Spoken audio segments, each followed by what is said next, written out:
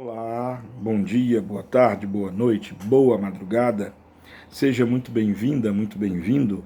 Meu nome é Marcos Vinícius e quero lhe convidar para a nossa aula de número 57 da obra O Livro dos Médiuns. Estamos fazendo um estudo dirigido, sobre essa obra maravilhosa, pois ela é, sem dúvida alguma, o pontapé inicial e, aliás, estudo constante para compreendermos os fenômenos espíritas, espirituais, compreendermos a mediunidade e entendermos que não se trata de fenômeno ou de fenômenos sobrenaturais, trata-se de fenômeno e tratam-se de fenômenos naturais que qualquer um pode ter, não quer dizer que tenha, pode ter a capacidade de vivenciar e ser médium. Bom, estamos estudando então, vamos iniciar a nossa aula 57. Peço perdão aqui pela minha dicção, a minha garganta, pois eu estou em tratamento de um processo viral, e aí a minha garganta minha voz está com um pouco de rouquidão. Bom, nós estamos na segunda parte do Livro dos Médiuns, capítulo 6, item 11, item 100, e o item 100 ele é composto de subitens, que são perguntas, e nós vamos hoje para a pergunta de número 11. Eila, aquele a quem um espírito aparece poderia iniciar uma conversação com ele? Lembrando, na aula passada, se você venceu já o medo, se você não vai entrar em pânico só porque um espírito aparece para você, pergunta aqui muito coerente, Poderíamos iniciar uma conversação com esse espírito? Resposta: perfeitamente.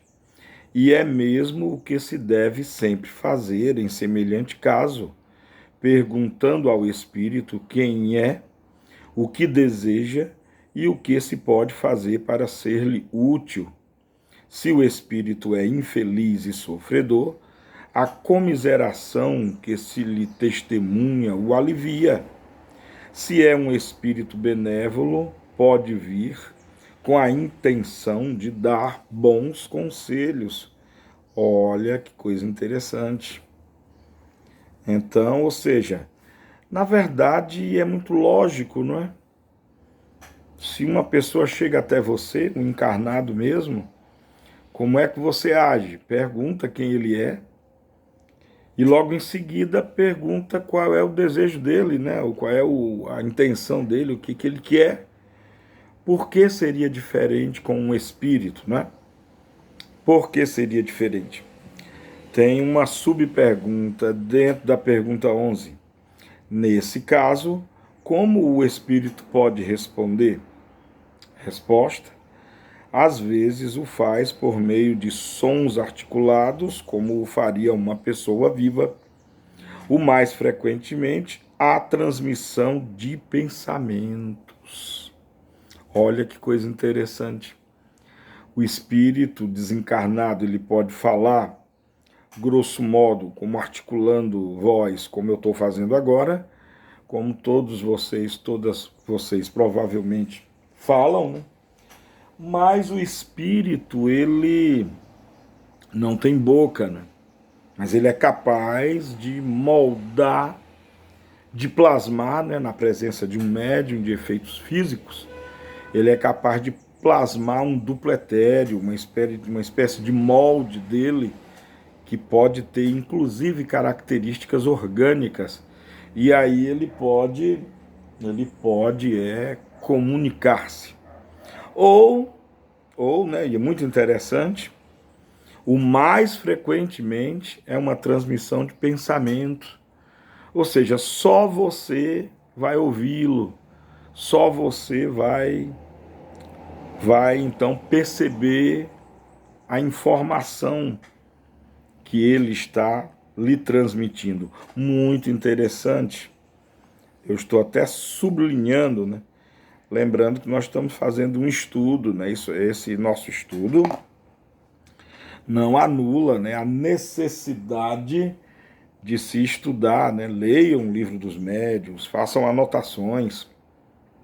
Se tiverem perguntas, deixem aí, enfim. 12ª pergunta. Os espíritos que aparecem com asas, as têm realmente? Ou essas asas não são mais do que uma aparência simbólica? Olha só, né? Que pergunta interessante. Os espíritos não têm asas, delas não têm necessidade, uma vez que podem se transportar para toda parte como espíritos. Aparecem segundo o modo com o qual querem sensibilizar a pessoa a qual se mostram. Uns aparecerão com o traje vulgar, outros envolvidos em roupagens, alguns com asas, como atributo da categoria de espíritos que representam. E aqui é muito interessante, né, para aqueles e aquelas que acreditam muito nos anjos, na mitologia católica, né, que possuem asas e tudo mais, é muito comum que o espírito apareça nesse formato, né, com asas, para poderem sensibilizar aqueles ou aquelas os quais eles estão aparecendo. Muito interessante, muito interessante. 13ª pergunta. As pessoas que se veem em sonho são sempre aquelas das quais tem o aspecto? Então, olha só, que é o sonho no qual ocorre um contato, digamos assim, espiritual com outras pessoas. E a pergunta é, elas são sempre, têm o mesmo aspecto com aquele que nós vemos no estado, aquele ou aquela com que nós vemos no estado de vigília? Por exemplo, você tem um amigo, e aí você sabe o jeito dele, né? Você sabe como é o formato dele, a aparência, não é? Mas vamos supor que haja um encontro durante o sono. Esse seu amigo terá o mesmo aspecto, a mesma aparência? Resposta. São quase sempre essas mesmas pessoas que vosso espírito vai encontrar, o que vem vos encontrar, ou que vem vos encontrar, né? Ou é você que vai ao encontro deles ou delas, ou são eles ou elas que vêm ao seu encontro. Portanto, você os verá ou as verá com a mesma aparência. Muito interessante. 14ª pergunta. Os espíritos zombeteiros não poderiam tomar a aparência de pessoas que nos são caras para nos induzir ao erro? Espíritos querendo tomar a aparência de outros, né? Resposta. Não tomam aparências fantásticas senão para se divertirem às vossas custas. Mas há coisas com as quais não lhes é permitido brincar. Então, parece, né, pela resposta, que há algum tipo de impedimento, algum tipo de barreira, algum tipo de dificuldade, ou talvez até impossibilidade, de que eles possam assim proceder, né? No entanto, essa questão merece mais estudo, né? Mais avaliação, porque há relatos de espíritos que se aparentam com outros, não é? Então pode ser que tenha muito a ver com a capacidade, ou seja, do espírito saber fazer isso, né? Há mais o que estudar sobre essa questão. Bom, item 15. Sendo o pensamento uma espécie de evocação, compreende-se que provoque a presença do espírito. Mas como acontece que, frequentemente, as pessoas nas quais mais se pensa, que se deseja ardentemente rever, não se apresentam jamais em sonho, enquanto que se vê em pessoas indiferentes, às quais não se pensa de nenhum modo. Muito interessante. Às vezes você acabou de perder. Perder não é bem a palavra, porque nada nos pertence, principalmente pessoas, né? Nós não temos pessoas. Mas eu acho que você entende, né? Você acabou de perder, né? Pela morte física, um pai, uma mãe, a esposa, um marido, um filho, um amigo muito querido, e você evoca, você chama, você pensa, você quer comunicar-se e nada acontece, né? Mas aí no sonho vem indistintamente pessoas ou espíritos, ou às vezes não é nem deles. Olha, é importante entender antes de nós irmos para a resposta, é importante compreender que nesta época, Kardec, por volta meados do século XIX, 1864, alguma coisa, que quando foi da data de publicação de O Livro dos Médiuns, é importante entender que na época Kardec, nem nenhum pesquisador da época conhecia a fisiologia do sono, não conhecia a fisiologia dos sonhos, pois sim, os sonhos e o sono têm uma fisiologia que requer a compreensão do cérebro, que na época não era conhecido. Muitas das propriedades do cérebro, muitas das atividades elétricas do cérebro durante o sono não eram conhecidos na época de Kardec. Kardec, nem nenhum cientista da época conhecia o hipocampo, que é uma região do nosso cérebro responsável pela formação de imagens. Então, durante o sono, você pode ter uma espécie de variação na eletricidade, ou mesmo na atividade eletroquímica do cérebro, e levar à aparição de imagens, às vezes do dia a dia, imagens. Já parou para pensar quantas pessoas você vê ao longo do dia? Nenhuma delas você conhece, mas essas imagens ficam armazenadas numa dada área de memória, que durante o sono físico você pode rever através de variações eletroquímicas no cérebro. Você pode rever essas imagens. E aí, cuidado, você não pode sair dizendo por aí que viu ou encontrou-se com um espírito durante o sonho. Não é bem assim. E esse conhecimento com relação à neuroquímica ou neuroeletroquímica do cérebro não era conhecido por Allan Kardec na época dele. Então é preciso tomar cuidado com certas afirmações. Bom, mas a pergunta é, por que se evoca, se chama, se pede, se implora a presença de um espírito querido, quer seja em sonho, mas não vem, às vezes o que vem são outros? Eis a resposta. Os espíritos não têm sempre a possibilidade de se manifestarem à visão, mesmo em sonho, e apesar do desejo que se tem de vê-los, causas independentes da sua vontade podem impedi-los. Na verdade, nós não sabemos ainda como é que funciona essa manifestação, como é que funciona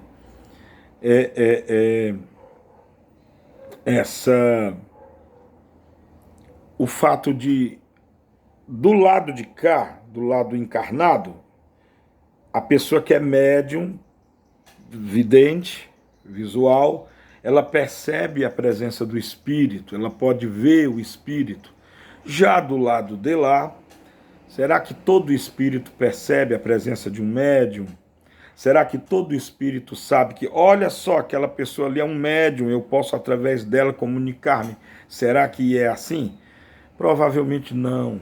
Provavelmente não é assim. Ou do contrário, quem fosse médium veria espíritos o tempo todo. Os espíritos teriam a maior manifestação o tempo todo.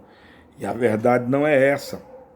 Pelo contrário, até hoje em dia o fenômeno da mediunidade está se tornando algo até mais raro. Vamos comentar depois sobre isso. Lá na frente estudaremos sobre isso. Fato é que nós não sabemos ainda. E é muito interessante essa resposta que o Espírito dá logo de início, né? Os espíritos não têm sempre a possibilidade de se manifestarem à visão, mesmo em sonho, e apesar do desejo que se tem de vê-los. E ele prossegue: causas independentes da sua vontade podem impedi-lo. É frequentemente uma prova da qual o mais ardente desejo não pode isentar. Quanto às pessoas indiferentes, se não pensais nelas, é possível que pensem em vós. De outra parte, não podeis fazer uma ideia das relações do mundo dos espíritos. Aí reencontrareis uma multidão de conhecimentos íntimos, antigos e novos, dos quais não tendes nenhuma ideia no estado de vigília. E é muito interessante isso também. Às vezes você vê em sonho, vamos descartar aquelas imagens, vamos dizer assim, eletroquímicas, né? Vamos dispensar aquelas imagens eletroquímicas e entender que aquilo que se está se vendo, quer na vigília, né? Ou seja, uma visão realmente mediúnica, quer no estado de sonho, você não conhece. O que o Espírito está dizendo é que pode ser que sim, você conhece, você não faz é lembrar-se. E é muito lógico isso, né? A encarnação que nós estamos tendo é muito clara que não é a primeira. Já tivemos muitas encarnações, muitas e muitas e muitas. Tivemos inter-relações, né? Relacionamentos com muitos outros espíritos. E é possível que, obviamente, por não nos lembrarmos deles ou delas, nós não vamos até eles ou elas, mas eles ou elas, lembrando-se de nós, podem vir ao nosso encontro. É uma resposta muito plausível, ou seja, é aquela história, pode ser que você não o ou a conheça, mas pode ser que ele ou ela o ou a conheça. Muito interessante, muito lógico mesmo. Então, é muito interessante entender que nessas manifestações visuais não é porque você não sabe identificar ou não conhece que não conheça você. E claro, não esqueçamos de considerar a possibilidade de essas visões serem, na verdade, provocadas pelo plexo neuroquímico do cérebro, né, que aí é somente uma atividade neuroquímica. Bom, há uma nota de Kardec com relação a isso, e vamos encerrar nossa aula com essa nota. Quando não há, é a nota da pergunta 15, tá? Quando não há nenhum meio de controlar as visões ou aparições, pode-se sem dúvida colocá-las à conta de alucinações. Mas quando são confirmadas pelos acontecimentos, não se poderia atribuí-las à imaginação. Tais são, por exemplo, as aparições no momento da morte, em sonho ou estado de vigília, de pessoas às quais não se pensa de nenhum modo, e que, por diversos sinais, vêm revelar as circunstâncias de todo inesperadas de seu fim. Viram-se muitas vezes cavalos empinarem-se e recusar avançar diante de aparições que amedrontam aqueles que os conduzem. Se a imaginação produz coisas entre os homens, seguramente ela nada afeta os animais. Além de que, se as imagens que se vê em sonho fossem sempre um efeito das preocupações da vigília, nada explicaria porque frequentemente não se sonha jamais com as coisas em que mais se pensa. Muito interessante aqui, muito interessante. Olha que Kardec já dá, olha a sensatez de Kardec. Ele já nos dá a orientação de que sim, os sonhos e mesmo as visões podem ser um distúrbio, né? Esquizofrênico, por exemplo. A pessoa pode estar passível da esquizofrenia. Ou pode ser o sono natural, mas ele lembra que quando o sonho ou a imagem traz um significado. O meu tio mesmo, já tive um tio que morava em Florença, na Itália. Florença, acho que é na Itália, é. E ele veio, era um tio muito querido, e ele veio me visitar na véspera do seu desencarne. Veio me visitar, era uma quarta-feira à tarde. Na quarta-feira à noite, aliás, não, na quinta-feira à noite, ou seja, no dia seguinte, recebemos um telefonema de que ele havia desencarnado, né, havia morrido. Então, sim, isso é muito comum mesmo. O bom é estudar, o bom é ficar atento, não se amedrontar e sim pesquisar, porque o medo é fruto da ignorância e contra a ignorância só o conhecimento, o estudo